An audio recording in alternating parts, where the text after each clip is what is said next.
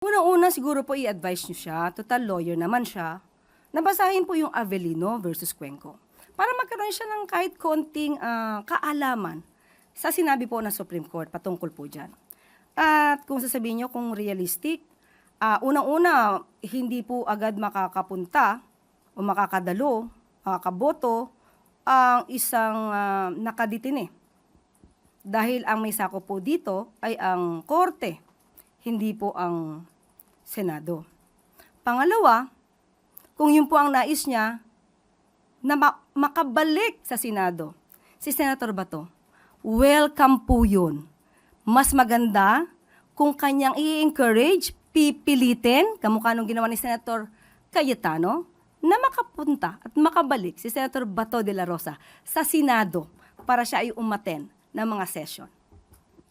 In response po, si House Deputy Speaker Paulo Ortega, nag-statement po siya kay VP Duterte. Sabi niya, Ma'am VP, respectfully, parang mahirap sisihin ang Malacanang sa gulo ng Senado kung karamihan sa mga bida sa drama ay mga BFF at political allies mo rin. Nag-agree po ba dito ang palasyo? Sa ating paningin, hindi lamang po ang palasyo maaari mag-agree dito. Karamihan po sa atin, nakikita po naman ang katotohanan. Naniniwala na lamang po siguro, ang tanging naniniwala na lamang po siguro na may kasalanan ang Malacanang dito, or kahinaan ng Malacanang, or palasyo o ehekutibo patungkol dito sa nangyayaring gulo, ay silang dalawa na lamang ni Senator Alan Cayetano.